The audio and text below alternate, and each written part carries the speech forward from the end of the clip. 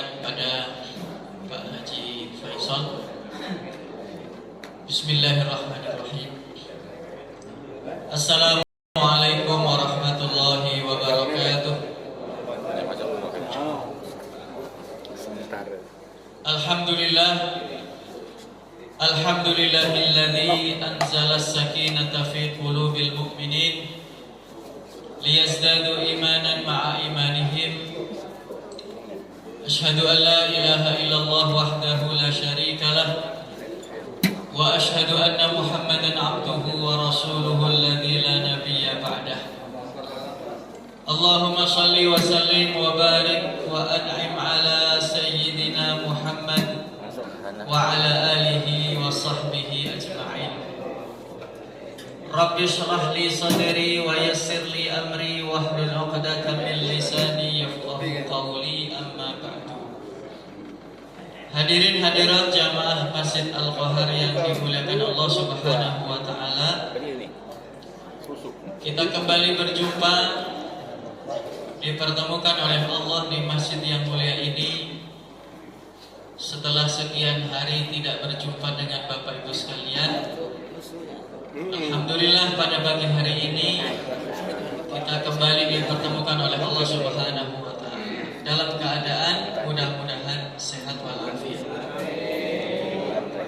Yang kedua, salat salam senantiasa kita minta kepada Allah Subhanahu wa taala agar selalu dicurahkan kepada kekasihnya, kepada kekasih kita bersama, orang yang selama ini sedang kita usahakan untuk kita kenali, kita ketahui sejarah hidupnya, yang dengan harapan dengan kita mengenali beliau, kita bisa menumbuhkan rasa cinta ini kepada beliau. Amin ya rabbal alamin. Bapak Ibu hadirin sekalian yang dirahmati Allah Subhanahu wa taala, suatu hari ada seorang kafir, atau bahasa halusnya apa orang kafir itu? Non muslim. Ada seorang non muslim yang beliau ini berjenis wanita. Jadi ibu-ibu tapi belum nikah, gadis. Beliau ini pernah mendaftarkan diri di salah satu sekolah Islam yang ada di Eropa. Beliau mendaftarkan diri sebagai guru bahasa Inggris, karena di sekolah itu disebutkan sekolah milik anak-anak berkebangsaan Arab, tinggalnya di Eropa, tapi sekolahnya khusus Arab. Dia tidak membaca bahwasanya sekolahan itu khusus Muslim, Islamic School. Tidak terdapat ada tulisan itu, tidak diketahui. Daftar, diterima di sekolah itu. Begitu sudah diterima, barulah dia sadar, kok ini yang datang anak-anak berjilbab semua.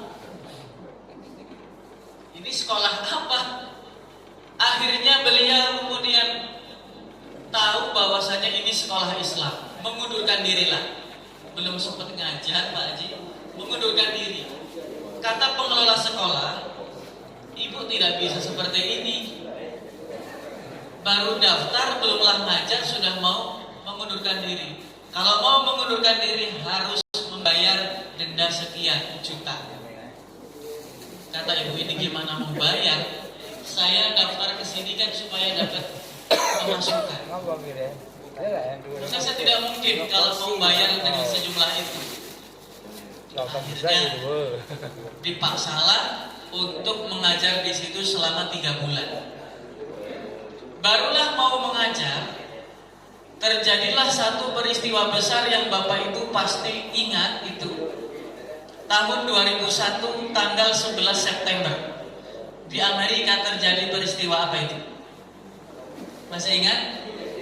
Iya. Ibu itu ngajar di sekitar situ, di Amerika. Tiba-tiba negara Amerika kemudian memutuskan ini sumbernya adalah Islam. Maka simbol-simbol keislaman, jilbab termasuk Islamic School pada waktu itu ditutup. Ibu ini belum sempat ngajar. Karena ditutup, ibu ini kemudian di rumahnya setiap hari kesibukannya hanya nonton televisi waktu itu. Kaum muslimin yang ada di Amerika, mereka menggalang dana untuk membeli satu channel televisi Islami. Dibelilah sampai akhirnya channel itu masuk. Terbukalah pikiran ibu ini. Selama ini Islam yang dia pahami datangnya dari musuh Islam, bukan dari orang dalam.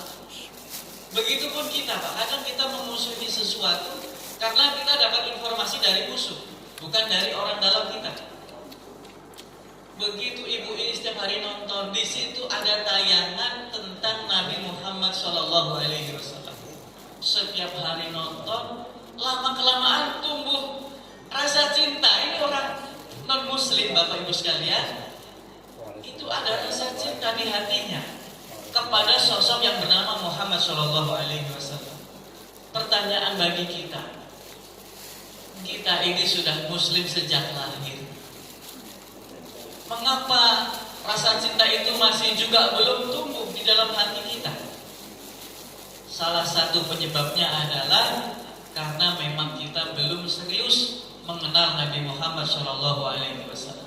Ibu ini kafir, non muslim, setiap hari dimasuki, dijejali tentang sosok Nabi Muhammad, sampai dia kemudian berpikiran, alangkah baiknya nabinya orang Islam. Baru film, padahal sejatinya lebih indah dari itu, lebih baik dari itu. Nabi kita Muhammad Sallallahu Alaihi Wasallam lebih baik dari itu, lebih indah dari itu. Akhirnya ketika ada tema tentang hijrah, ibu ini nangis. Ketika Nabi menghadap ke arah Ka'bah sambil mengatakan, Wallahi ya Makkah, innaki la ahabbul biladi ilayya laula qaumaki akhrajuni minki ma kharajtu.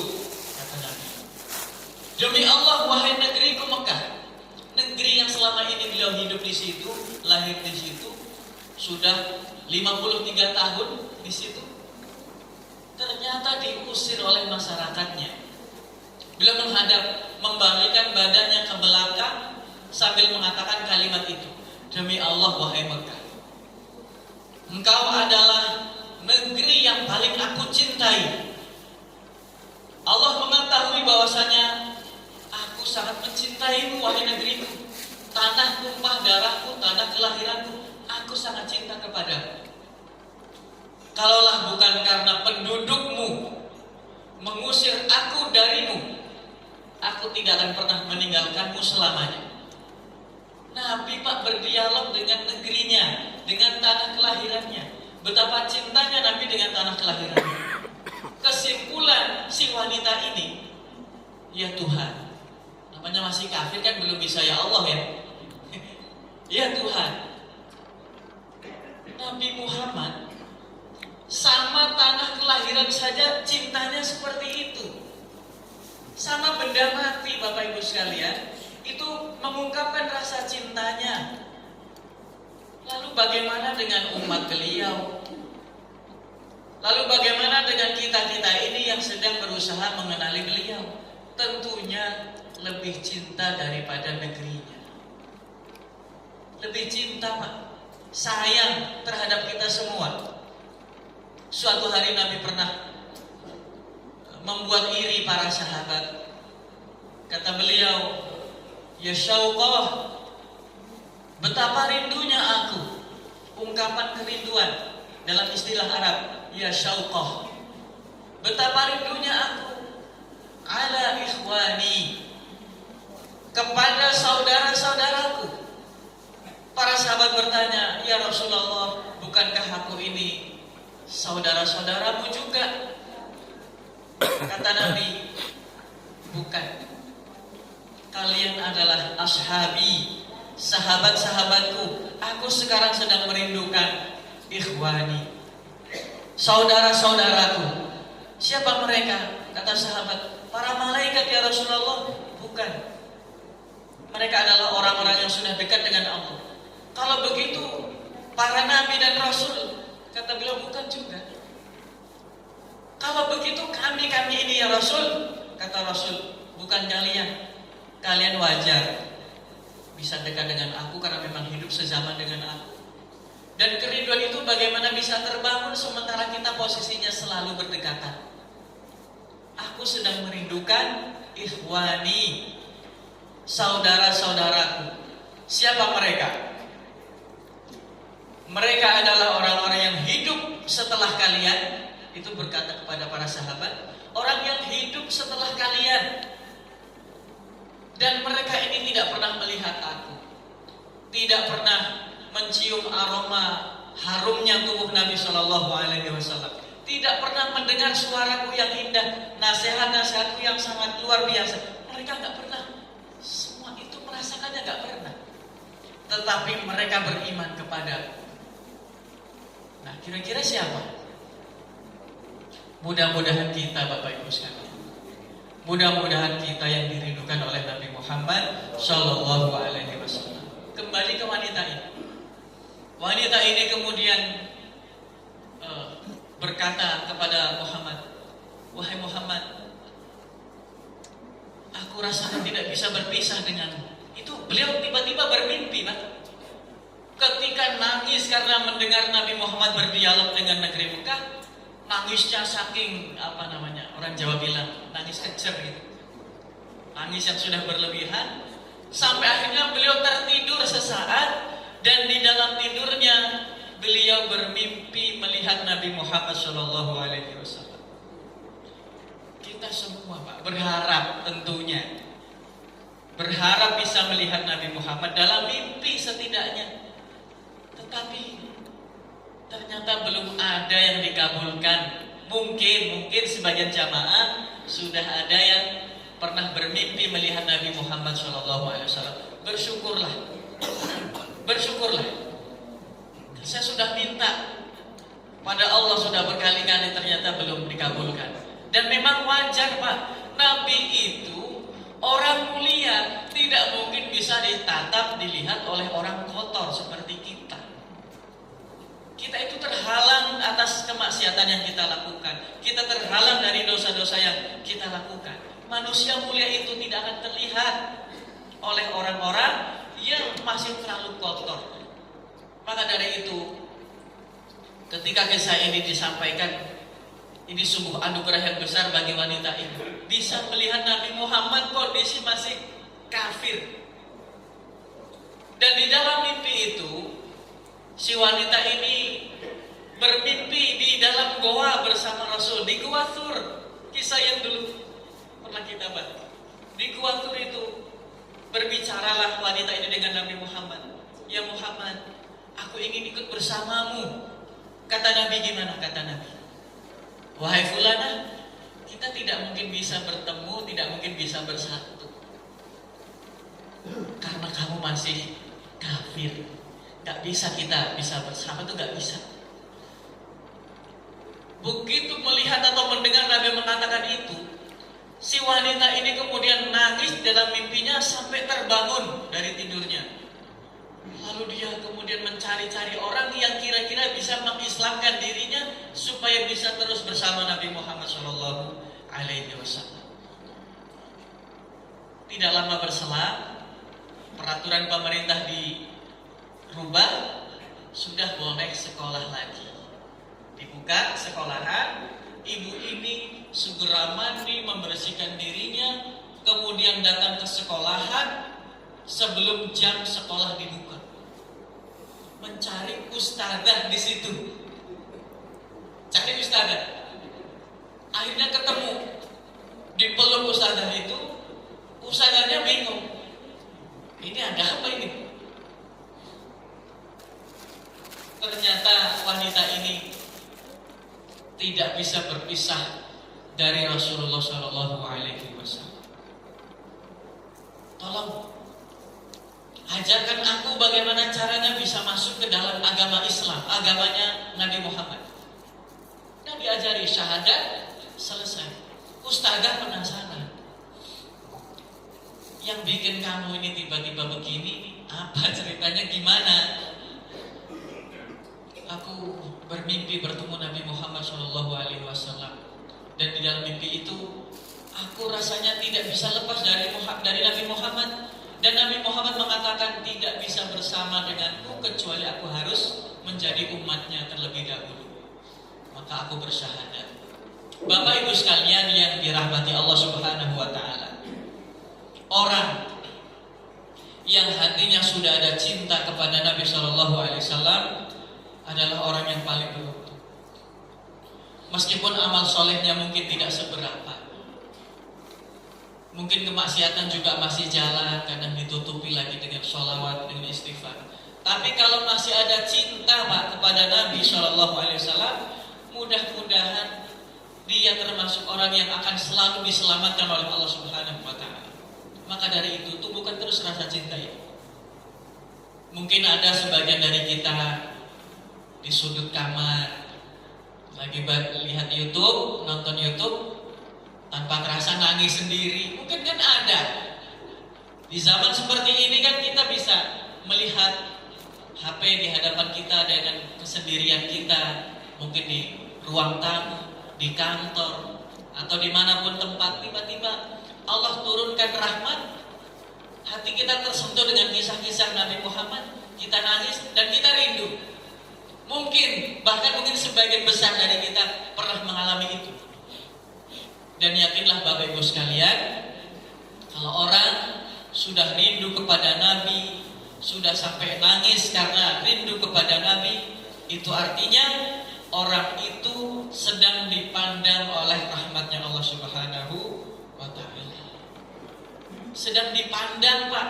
Allah sedang memandang hati kita dengan rahmatnya, bukan dengan kemurkaannya. Dengan rahmatnya, dengan kasih sayangnya. Aku kasih kau kesedihan, tapi kesedihan ini adalah kesedihan yang penuh dengan manfaat, penuh dengan barokah, penuh dengan rahmat.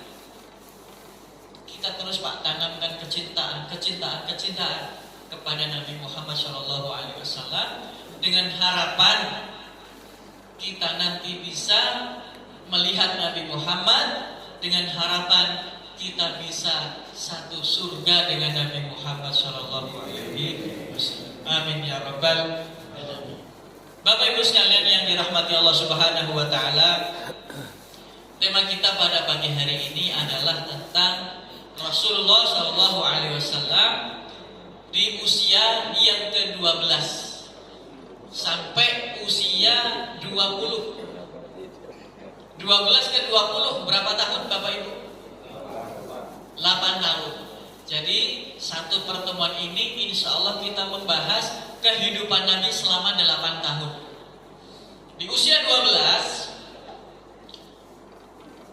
Abdul Muttalib sebelum wafatnya beliau berpesan kepada anak-anaknya, wahai anak-anakku, ada Abu Lahab, ada Zubair, ada Hamzah, ada Abu Thalib, ada Abbas.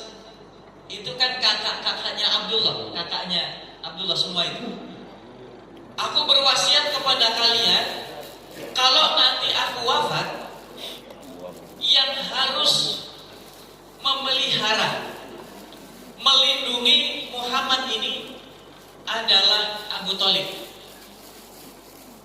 Pertanyaannya, Abu Thalib itu secara ekonomi kekurangan dibanding Abu Lahab. Abu Lahab itu Pak Ibu, yang disebut oleh Allah di dalam Al-Quran surat Al-Lahab, itu orang kaya. Dan dia dan dia ini sempat tertarik dengan agama Islam. Muhammad, aku kan orang kaya, terpandang dan seterusnya. Kalau aku masuk Islam, kira-kira masyarakatku masih enggak menghormati aku dan sebagainya. Kata Nabi, kemuliaan itu bukan diukur dari itu, paman. tapi diukur dari ketakwaan di sisi Allah Subhanahu wa taala. Inna akramakum indallahi atqakum. Aku nggak bisa jamin Anda masuk Islam nanti dimuliakan, dihormati sebagaimana sebelumnya. Aku nggak bisa jamin, tapi yakinlah Allah memuliakan kamu dengan keislaman. Apa kata Abu Lahab? Kalau begitu aku nggak jadi. Kalau begitu aku nggak jadi menjadi Muslim. Aku nanti nggak dihormati orang lagi. Ini Pak cara berpikir orang jahiliyah. Disangkanya kemuliaan itu hadir dari itu, sisi sosial dan sebagainya. Akhirnya nggak jadi. Abu Lahab itu pamannya Nabi. Nah, akhirnya diputuskan, dah Abu Thalib, kamu nanti yang harus mengurusi Muhammad kalau aku wafat. Memang tidak lama setelah itu wafat betulan Abdul Muthalib. Orang yang secara ekonomi kurang dibanding paman-paman yang lain, mengapa dipilih? Dikajilah oleh ahli sejarah mengapa demikian. Rupanya Abu Thalib adalah anaknya Abdul Muthalib yang paling besar kasih sayangnya kepada Muhammad. Pentingnya kasih sayang, Pak. Perhatiannya lebih kepada Nabi Muhammad dibanding paman-paman beliau yang lainnya. Ada Hamzah dan seterusnya. Maka keputusannya, Abu Thalib kamu rawat dia. Berapa tahun Bapak Ibu sekalian? Nabi dirawat oleh Abu Thalib kurang lebih 40 tahun. Paling lama perawatan itu pada pihak Abu Thalib itu paling lama. Kalaulah hidayah itu memang berasal dari manusia, tentunya Abu Thalib adalah orang yang paling pertama bersyahadat. Iya nggak Pak Haji? Kalaulah hidayah itu bukan dari Allah, dari manusia, tentunya Abu Thalib menjadi orang yang terdepan membela Nabi dan masuk Islam bersama sahabat-sahabat yang lain. Tetapi faktanya, kenyataannya tidak demikian. Pada kenyataannya Abu Thalib wafat dalam keadaan musyrik, dan inilah yang membuat Nabi sedihnya berlipat-lipat. Orang yang diharapkan keislamannya justru wafat dalam keadaan musyrik. Itu Nabi sedih. Maka ada istilah Amul Huzni, tahun kesedihan. Wafat Abu Thalib, wafat istrinya, pergi ke Taif, dilempari masyarakat Taif, kemudian diboikot selama 3 tahun. Itu peristiwa itu menumpuk dalam waktu yang berdekatan, dan disitulah Nabi kemudian seolah-olah pasrah kepada Allah. Ya Allah, ila man takiluni, ila ba'idin yatajahhamuni, am ila aduwin malakathu amri, illam yakun bika ghadab fala ubali. Kata Nabi ketika kakinya sudah berdarah, dilempari masyarakat Taif. Ya Allah, aku mengadu kepadamu tentang lemahnya kemampuanku. Ingat Pak, Nabi itu bukan lemah. Tidak kurang-kurang beliau berdakwah kepada masyarakat, tetapi ketika masyarakat yang menolak dakwahnya, beliau tidak pernah menyalahkan masyarakat. Beliau menyalahkan dirinya sendiri. Ya Allah, aku lemah ya Allah di hadapan mereka. Wajar kalau mereka memperlakukan aku seperti ini, karena aku lemah. Aku tidak berdaya di hadapan mereka. Mereka memandangku seperti ini. Bayangkan Pak, orang sudah semulia itu ya, kok masih ngaku kelemahan diri. Ya Allah, selama Engkau masih ridho kepadaku, aku tidak peduli Engkau akan kirim aku kemana, ke sini. Aku siap, yang penting Engkau tidak marah kepadaku. Ya Allah, itu Pak, malaikat penjaga gunung itu sampai kalah kesabarannya dibanding Nabi kita Muhammad Sallallahu Alaihi Wasallam. Muhammad, kami adalah malaikat penjaga gunung. Kalau Engkau perintahkan kepada kami untuk menimpakan masyarakat itu yang menolak dakwahmu, akan kami lakukan secepat mungkin. Kata Nabi apa? Kata Nabi, nggak usah, nggak perlu. Fa innahum qaumun la ya'lamun. Mereka itu masyarakat yang belum tahu saja.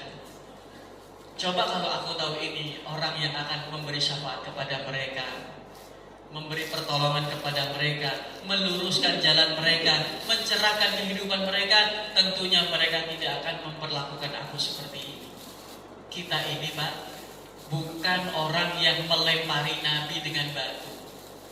Kita bukan golongan yang memusuhi Nabi.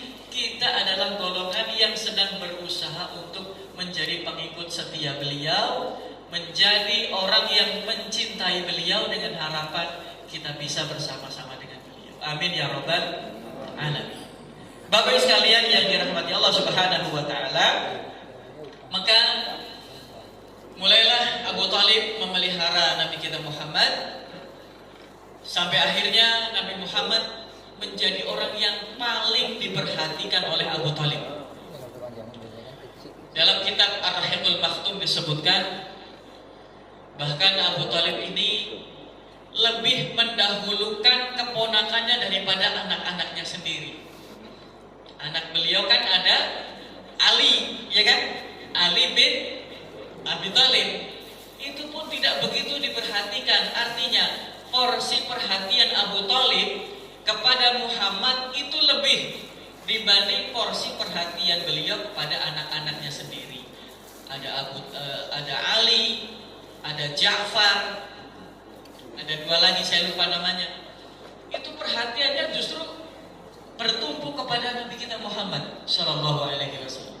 Sampai akhirnya dilihat Nabi Muhammad itu kan orang yang tahu diri Pak. Beliau itu ketika Ali dan teman-teman yang lain sedang makan, Nabi Muhammad tidak berkerumun, tidak berebut. Nabi Muhammad menunggu.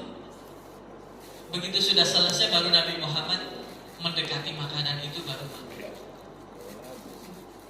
Ketika tahun ini, di usia 12 ini, ada satu peristiwa di mana beliau nangis gak berhenti-berhenti. Abu Thalib dan istrinya sampai heran. Ini keponakan kita nih, ada apa kok nangis terus? Dideketi, wahai Muhammad, sebetulnya yang membuat kamu nangis itu apa? Paman, aku dengar engkau berencana ingin pergi ke negeri Syam, berdagang. Syam itu kan 4 negara sekarang ya. Palestina, Suriah, Damaskus, Palestina, Suriah, Libanon, Yordan. Itu dulu satu negeri namanya negeri Syam. Aku dengar paman mau berbisnis ke sana dengan teman-teman. Boleh nggak paman kalau aku ikut? Itu Nabi merengek, minta ikut Pak, keluar negeri Pak. Dari Mekah ke Syam itu jauhnya bukan main. Iya, naik onta, jalan kaki dan sebagainya. Kata paman, belum pernah ada anak seusia kamu ini ikut pergi jauh berdagang. Sepanjang sejarah Rihlat Asy-Syita'i was-Shaif itu belum ada anak kecil ikut. Maka kata pamannya, aku belum bisa mengajakmu. Nangis Nabi Muhammad, pokoknya mau ikut. Karena kasih sayang yang lebih ini Pak, Abu Thalib rela membuat sesuatu yang baru. Yang dahulu tidak pernah ada anak kecil yang ikut, akhirnya ikut. Ya sudah kamu diajak. Ternyata hikmahnya besar sekali Pak. Dengan ikutnya Nabi Muhammad menandakan bahwasanya, wahai Muhammad, ini adalah wilayah kebesaran engkau nanti. Setelah menjadi Nabi, negeri ini akan ditaklukkan oleh sahabat-sahabat. Negeri ini, negeri kafir, akan menjadi Muslim. Negeri ini adalah negeri kebesaranmu nantinya. Dari usia 12 Pak, sudah mulai dikasih tahu wilayah kebesaran Islam itu sudah diberitahu. 12 tahun. Akhirnya ikut. Baru sampai di wilayah Bushra. Bushra itu masih jazirah Arab, tetapi secara pemerintahan sudah ikut Eropa zaman itu. Artinya kiblatnya ke Eropa. Gampangannya kita di sini, tetapi secara administrasinya jauh. Maka ngurus KTP, KK, Samsat dan sebagainya itu ke sana begitu. Jazirah Arab, Bushra, tetapi wilayahnya milik Eropa di zaman itu. Ketika sampai di Bushra, di sebuah tempat bernama Hauran, yang kita kenal di situ ada namanya pendeta Buhairah. Negerinya namanya Bushra, pendetanya bernama Buhairah, ibu kotanya namanya Hauran. Jazirah Arab masih, tapi wilayah Eropa. Sampai di situ, pendeta Buhairah memperhatikan betul kafilah dagang yang lewat di depan Al-Kanisah. Al-Kanisah itu gereja atau apa, katedral atau paroki dan sebagainya, tempat ibadahnya saudara Nasrani. Itu lewat kafilah. Dari sekian rombongan yang lewat, beliau fokus pada satu kafilah, dan ini spesial. Kafilah yang lain ketika mereka lewat, tidak ada itu istilah awan menaungi. Nggak ada awan menaungi, nggak ada sama sekali. Sekian rombongan kok hanya satu kafilah ini, Pak, yang dinaungi oleh awan, nggak kepanasan begitu, Pak Haji. Ini istimewa. Di dalam kitab sucinya Buhairah, ini merupakan salah satu tanda bahwasanya di dalam kafilah itu ada calon nabi terakhir. Di dalam kitab sucinya itu kan ciri-cirinya kan lengkap. Tidak di Injil, tidak di Taurat, itu lengkap. Makanya orang Yahudi itu sejatinya tahu, Pak, kalau nanti nabi terakhirnya itu Muhammad. Tetapi mereka yang tidak menduga kenapa dari bangsa Arab. Itu marahnya, irinya, hasutnya, dengkinya bukan main. Mereka berharap nabi terakhir itu dari bangsa Israel, dari masyarakat Yahudi. Begitu datang ternyata dari bangsa Arab, menolak. Itulah Yahudi. Maka ketika Buhairah melihat, ini baru salah satu tanda. Buhairah belum berani memutuskan apakah betul di situ nanti ada calon nabinya, karena tanda-tanda itu banyak, harus dikumpulkan untuk memastikan. Buhairah tidak seperti biasa. Dia keluar dari gerejanya, menghampiri kafilah itu, dan dia perhatikan setiap kali kafilah itu lewat, Bapak Ibu sekalian rahimakumullah, bebatuan, pepohonan, semuanya nampak merunduk ketika kafilah ini lewat. Dalam istilah kita, semuanya sujud ketika ada kafilah ini lewat. Dan ini tidak mengherankan.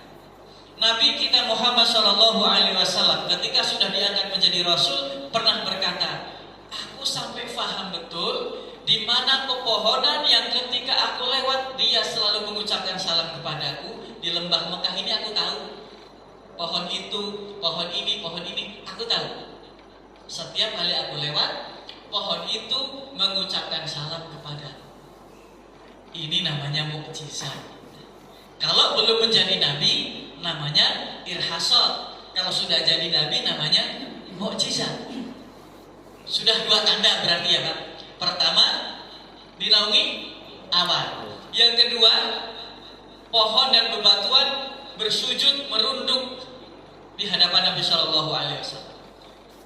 Kemudian yang ketiga, Buhairah bertanya kepada rombongan setelah diundang makan. Nggak biasanya, Pak, ini ada orang Kristen undang makan, masuk ke gerejanya, ditanya, apakah semua ini sudah datang? Aku ingin semuanya datang, jangan ada satupun yang tertinggal di luar ini. Kata mereka, sudah masuk semua. Tapi masih ragu, Pak, pendeta ini masih ragu, kok anak itu kayaknya nggak diajak masuk gitu. Akhirnya mereka bilang, ada satu anak kecil yang memang tidak sengaja kami ajak, karena namanya anak kecil kan ini forumnya orang dewasa, nggak usah diajak masuk. Kami minta dia untuk menunggu barang-barang kami. Kata Buhairah, ajak dia masuk, jangan sampai tidak masuk. Diajak, Pak. Begitu diajak ditanya, apakah orang tua dari anak ini hadir di tempat ini? Ngetes, Pak, hanya ngetes. Abu Thalib angkat tangan, saya orang tuanya. Buhairah mengatakan, kamu bohong. Kamu bohong. Kenapa? Di dalam kitab suci kami anak ini sudah tidak punya ayah. Anak ini sudah tidak punya ayah. Akhirnya jujur Abu Thalib, betul, aku bukan ayah kandungnya, aku adalah pamannya. 3 tanda. Lahir dalam keadaan yatim. Calon Nabi itu lahir dalam keadaan yatim. Buhairah mendekat.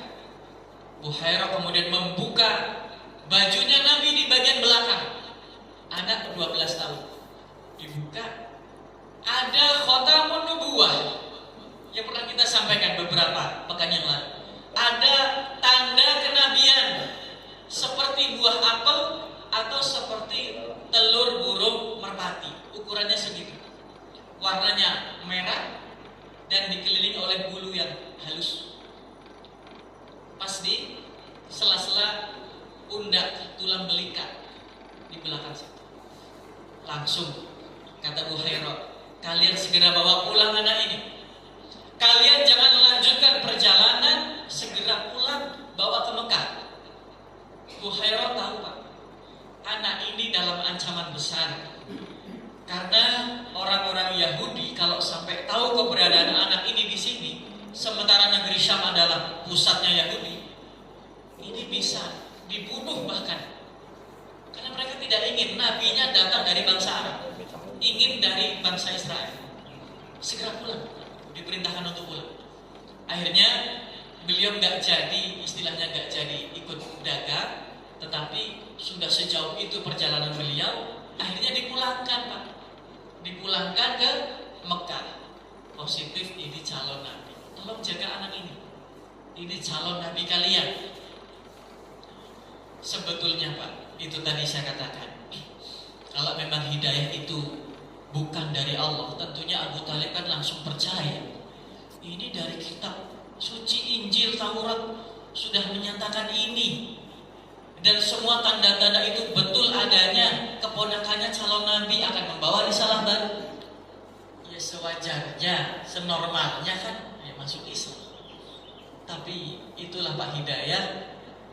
Sesungguhnya Allah itu akan memberi hidayah kepada siapapun yang Dia kehendaki. Alhamdulillah, kita termasuk orang yang insya Allah mendapatkan hidayah itu. Amin ya rabbal alamin.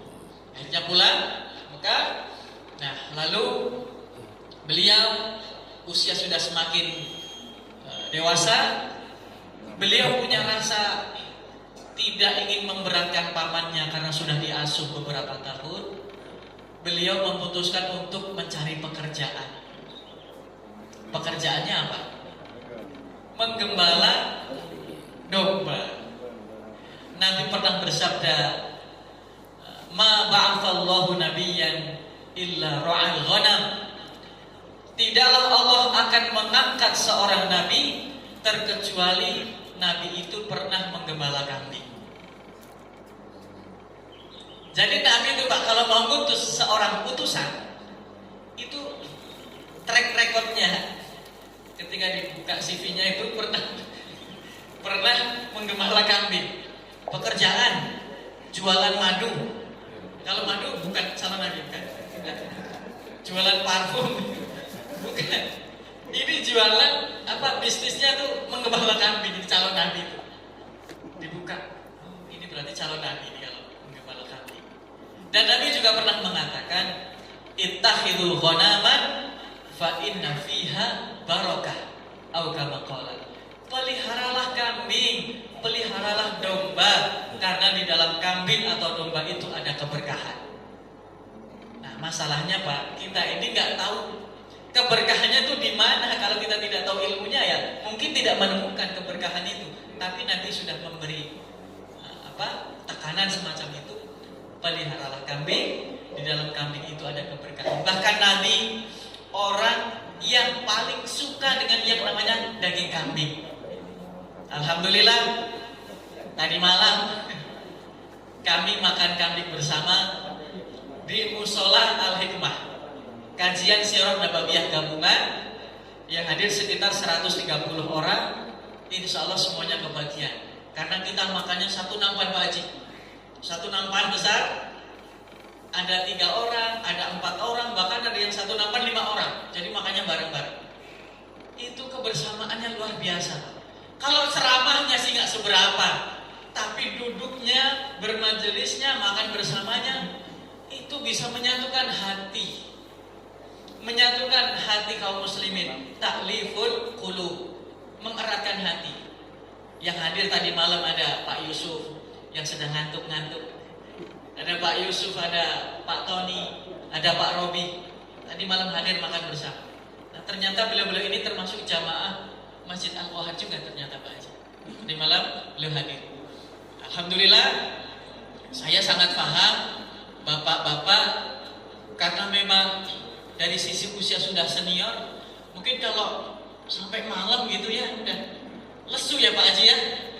Fokus yang sudah kurang, maka solusinya kita ngajinya ba'da subuh seperti ini. Nah, tetapi untuk kajian sirah gabungan, karena yang datang itu dari berbagai masjid, dari As-Sultan, ada Pak Haji Ilhamuddin dan seterusnya dari As-Salam, itu mereka juga secara usia juga seperti bapak-bapak, tetapi ya lebih muda dikit. Itu kasihan kalau jauh-jauh datang ke sini subuh. Jadi kajian kita insya Allah untuk sementara ini cukup dengan kajian yang seperti ini. Kajian Sirah Nabawiyah khusus untuk jamaah Masjid Jami' Al-Tohar. Nah, kembali ke kambing. Kembali ke kambing. Hikmahnya apa Pak? Hikmahnya kenapa memelihara kambing, kenapa bukan memelihara onta? Namanya yang kita bahas itu Nabi Muhammad. Tentunya para ulama tidak bosan, tidak pernah selesai untuk membahas kenapa kambing, kenapa enggak kuda, kenapa enggak onta. Ternyata kalau orang terbiasa dengan kuda, dalam penelitian, orang yang sudah akrab dengan kuda, memelihara kuda, itu yang akan lahir dari jiwanya adalah kesombongan. Jadi para kusir kuda itu sombong-sombong ya. Para supir delman itu apakah sombong-sombong? Ya enggak juga sih. Artinya yang lahir itu bukan kelembutan. Sementara kalau yang dipelihara itu domba, itu akan melahirkan kelembutan hati. Dan Nabi SAW diajari kenapa domba. Domba itu adalah binatang yang tidak memiliki pemimpin sebagaimana lebah. Lebah itu kan ada ratunya Pak Haji. Kalau ratunya sudah dipegang, anak buahnya ngikut. Kalau domba, ya seperti kita. Kepala boleh hitam, sama-sama hitam, tapi isinya beda. Ada yang pengen ke sini, pengen ke situ, pengen ke sana, pengen begini. Itu dibutuhkan kejelian hasasiyah, rasa yang dalam untuk memahami kambing-kambing itu. Karena nabi-nabi pun akan mengayomi umatnya yang beraneka ragam itu Pak Haji. Diajar ini, belajar dari kambing. Kambing itu Pak, kalau orang yang nggak tahu ya, kayak kita kan termasuk yang nggak tahu. Itu suara embeknya itu berbeda Pak. Yang membuat dia mengembek itu apa? Bagi kita kan sama, semuanya bunyinya begitu kan, embek. Tapi bagi orang yang sudah lama berkecimpung di dunia perkambingan, itu faham Pak. Itu embeknya embek karena birahi. Tahu dia? Berarti harus segera dicari bandotan datangnya. Dia sedang birahi. Embeknya tuh tahu. Mungkin pakai intonasi apa, dia paham. Kalau kita nggak paham. Atau suara embek karena kejepit. Yang nggak tahu Pak, dibiarkan aja. Tahu-tahu mati. Itu orang yang sudah akrab dengan kambing, mengerti betul. Atau embeknya dia ini karena lapar, atau karena yang lainnya, karena kesepian dan sebagainya. Itu orang faham. Dan Nabi Muhammad terlatih dengan yang seperti itu. Calon pemimpin itu terlatih dengan hal yang begitu. Nah kita ini kan sudah ngembek, di sana ngembek begini, di situ ngembek begini, di sana ngembek begini. Masih anteng aja Pak. Masih anteng-anteng aja. Ya karena dulu mungkin belum pernah belajar memelihara kambing. memelihara unta itu. Dan tentang kambing, Bapak Ibu sekalian, saking Nabi ini suka sekali dengan kambing sampai ada wanita Yahudi, pernah saya ceritakan belum ya? Wanita Yahudi Zainab bintil Haris, dia ini nanya kepada para sahabat, temannya Muhammad, mereka kan nggak mau bilang Rasulullah Pak, yang mau bilang Rasulullah kan kita percaya utusan Allah, mereka mah nggak mau. Muhammad, Abul Qasim, Qasim itu kan anaknya beliau yang wafat. Bapaknya Qasim, aku mau tanya nih, Nabi kalian itu sukanya apa? Sukanya daging kambing, kata sahabat, karena memang itu kenyataannya. Maka kalau kita nggak suka daging kambing agak aneh. Daging kambing bagian mana? Ditanya lagi Pak. Nabi suka daging kambing bagian kaki depan, lengan. Wah. Akhirnya Zainab bintil Haris motong kambing, dimasak, dibubuhi racun. Yahudi Pak, hobinya racun. Kata ulama, kesukaan meracun masih berlanjut sampai hari ini.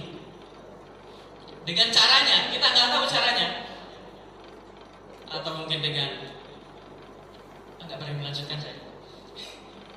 Itu Pak, hobinya tuh meracun. Apalagi kita, Nabi orang mulai aja diracun, berani kan mereka. Dibubuhi racun, semua bagian itu diracun, dan racun yang paling banyak diletakkan di lengan atau di kaki depannya yang disukai Nabi, dengan harapan sekali telan terbunuh, tewas, mati.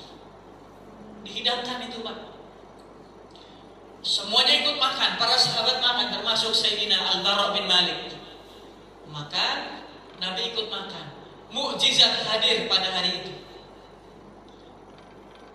Kalau Nabi Sulaiman bisa berbicara dengan binatang, itu bicaranya kan dengan binatang yang masih hidup.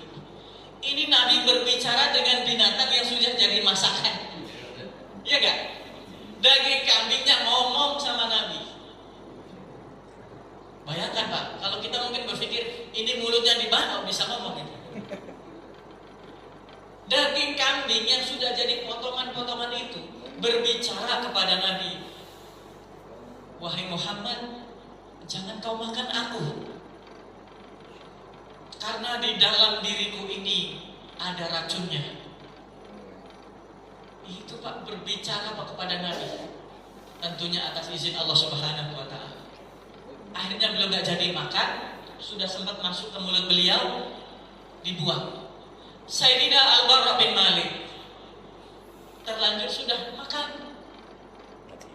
Ketika disuruh dibuang, karena sudah terlanjur dimakan, kata Al-Bara bin Malik, ya Rasulullah, aku ini makan bukan karena apa? Karena engkau makan dan aku tidak mungkin tidak makan sesuatu yang kau suka. Alasannya itu Pak, aku tidak mungkin tidak makan padahal engkau memakan sesuatu yang kau suka. Dan kau suka kambing, aku pun akan menyukainya. Anas bin Malik juga begitu.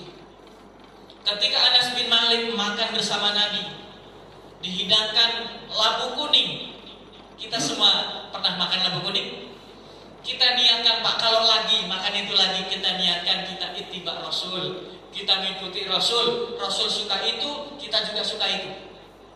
Anas bin Malik sebelumnya dia tidak suka yang namanya labu kuning, tapi begitu ada jamuan makan, Anas bin Malik ikut dalam jamuan makan itu. Tuan rumahnya ngasih labu kuning. Anas bin Malik melihat Rasul itu hidup terus, nambah terus.